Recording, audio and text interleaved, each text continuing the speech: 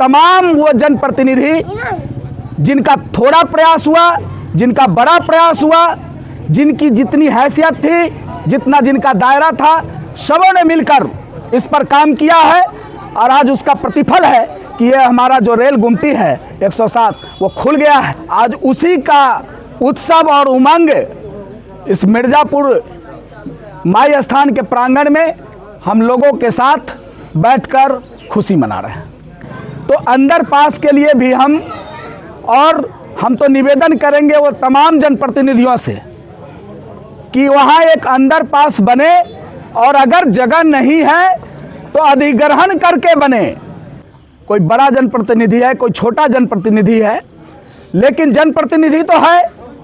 तो हम लोगों का ये दायित्व तो है कि हम लोग इस मुहिम को और आगे बढ़ावें और वहाँ निश्चित तौर पर एक अंडरपास का निर्माण हो।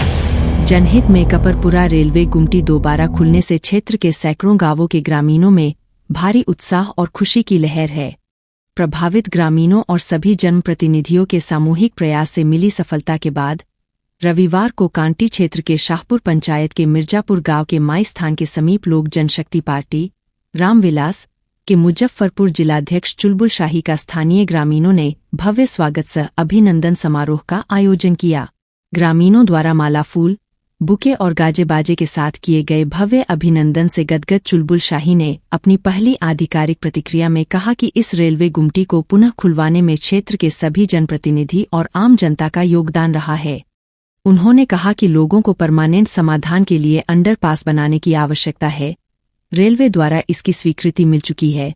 अंडरपास बनाने में यदि जमीन की कमी हो रही है तो रेलवे को भूमि अधिग्रहण करके इस कार्य को शुरू कर देना चाहिए।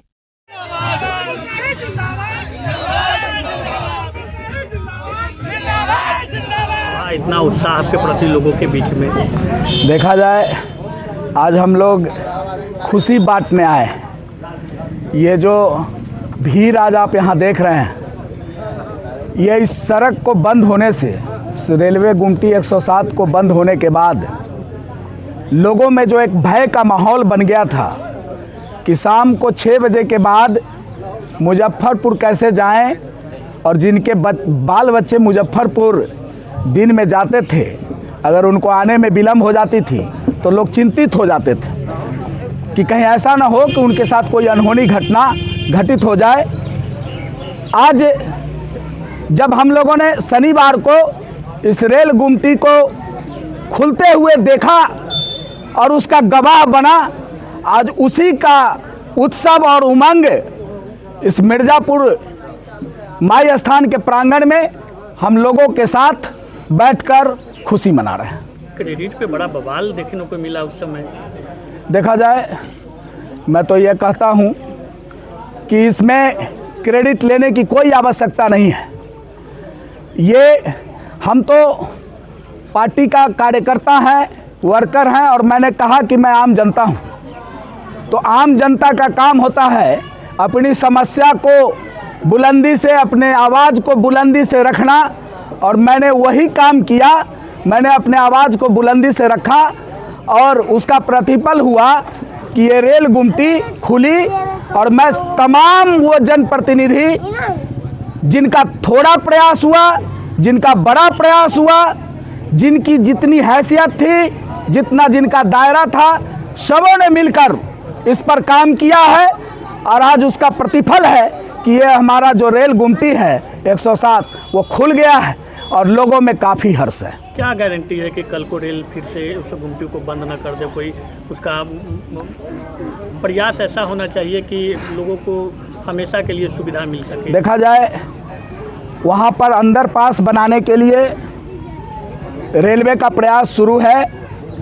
वहाँ का जो भौगोलिक संरचना है, चूँकि पटना हाजीपुर जो बाईपास सड़क बनी, उस समय जो उसका एंगल तैयार हुआ, उस वजह से वहाँ आरओबी का निर्माण होना संभव नहीं है, जैसा कि हम सबों को दिखता है।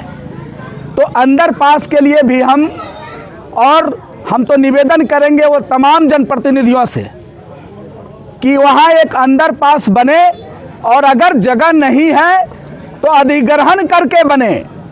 वो ज़मीन हम ही लोगों का है, सरकार उसका मुआवजा दे और वो मुआवजा देकर उस जमीन पर अधिग्रहण करे और वहाँ एक अंडरपास का निर्माण हो जाए, जिससे कि ये सैकड़ों गांव जो हमारा प्रभावित होता है उसको एक सुकून का सांस मिले। रेलवे के द्वारा स्वीकृति भी मिल चुकी है, ऐसा पत्र भी देखने को मिला था। बिल्कुल बिल्कुल स्वीकृति मिल चुकी है और उस पर रेलवे ने अपना होमवर्क शुरू कर दिया है।